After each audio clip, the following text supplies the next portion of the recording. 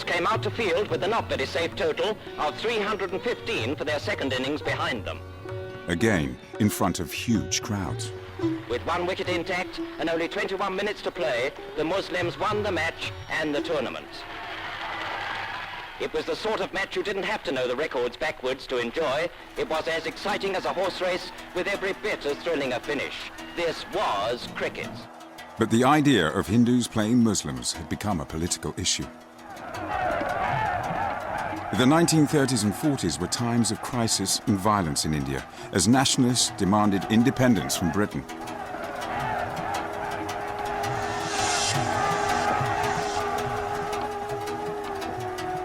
Gandhi considered sport played between communities to be sectarian, divisive, an obstacle to a new India.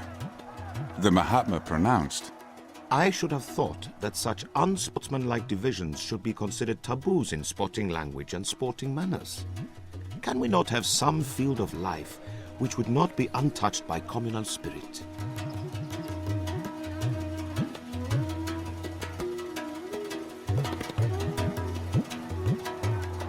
When independence did come, there was a doubt whether cricket, as the game of empire, would survive.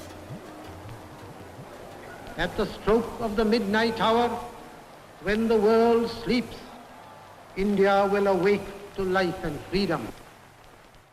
Luckily, India's first Prime Minister, Jawaharlal Nehru, Harrow and Cambridge, believed that Indians should keep the best of their colonial past.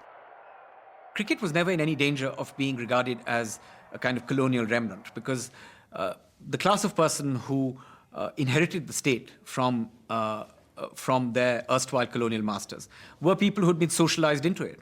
Nehru actually was a fan.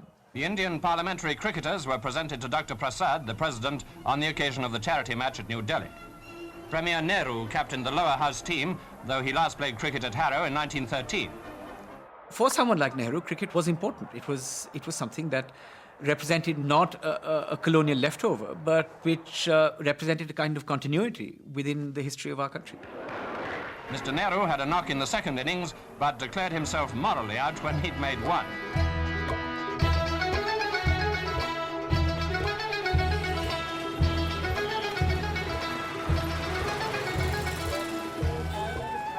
In the years after independence, cricket became vital in the task of nation building. What was said was, don't talk about your origin, don't talk about where you come from, just talk about India. And that cricket team represented that symbol, another symbol of the new India, not full of religious hatred or other divides that were obviously evident in the society.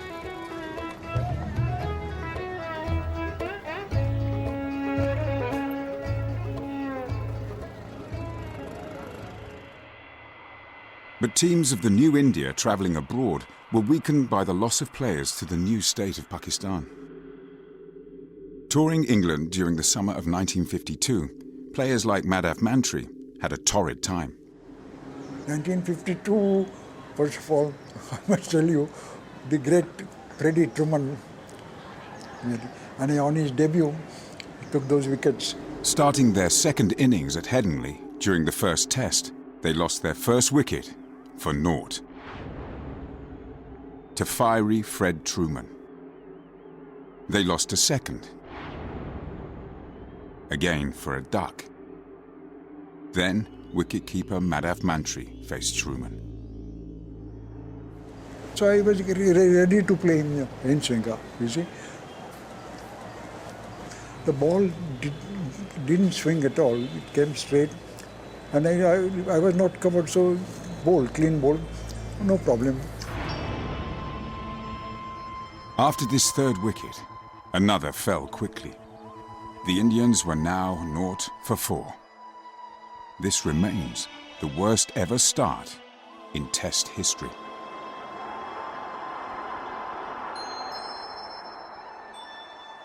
Throughout the 50s, results seemed to echo a new country on the back foot, struggling. One cricketer growing up during this period felt the mood keenly. But I think there was a complex. I think being ruled by the whites for almost 200 years, then coming across them on the field on level ground, so to speak, made a lot of Indians feel a little hesitant. Especially when the best teams didn't come, because England didn't bother to send their best teams. Indian cricket being very immature in those days. When the Winchester and Oxford-educated Mansoor Ali Khan Pataudi became captain, the player known as Tiger decided to do something about this malaise. We're going to play an aggressive game with a great deal of caution. We will certainly try and win, but if we find that we're losing, we shall try and make it as difficult for the opposition to win as we can. It's a lovely hit. It's straight down the ground.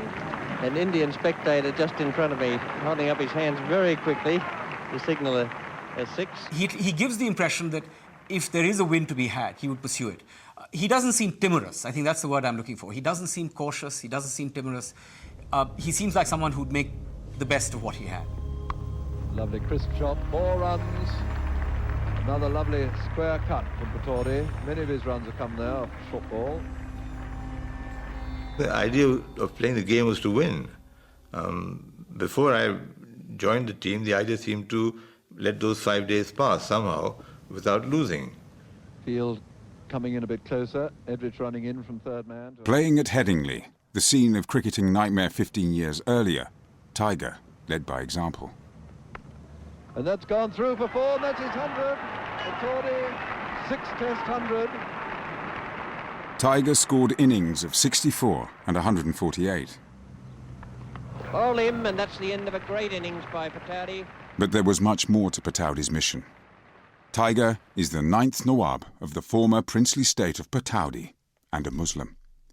It took somebody of his background to persuade selectors to pick a team on merit and truly representing all India. Tiger was the first Indian captain who gave us the feeling of Indianness. I'm not playing for Delhi or Madras or for Bombay or for Calcutta. You're playing for India. Think India. That was Tiger's greatest contribution. Beneficiaries of Tiger's meritocracy were a quartet of spinners who for more than a decade mesmerized batsmen from all over the world. From Bangalore and Mysore in the south came Prasanna and Chandrasekhar. From the city of Madras, Venkat.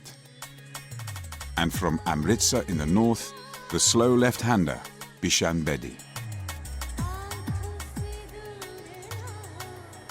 Well, my philosophy of spin was very, very simple. That as a spinner, I had very little margin of error. That was one. Number two, I couldn't, if I got annoyed or upset with somebody, I couldn't knock anybody's head off. So I had to rely on guile. I always wanted the batsman to use their feet. I wanted to pull him out from the crease to come and attack me. And then, in the process, I'm attacking also, because I've got 2 or 3 fielders close to the bat. Working with these great spinners at close quarters was wicketkeeper Farooq Engineer. I saw the way they gripped the ball, the way it left their fingers in the air and off the pitch. It was like a split-second computerized effect. And that's what great spin bowling and great wicket-keeping is all about. Coordination, hand-eye coordination. You've got to be quick. Your reflexes have got to be quick down the leg side. You're anticipating, you're on the blind spot there.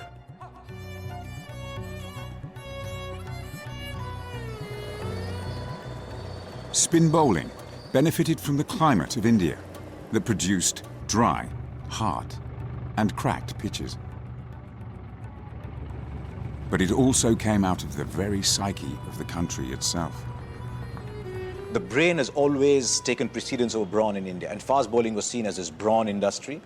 And so the spin bowlers of that era actually prided themselves in thinking a player out rather than knocking him over.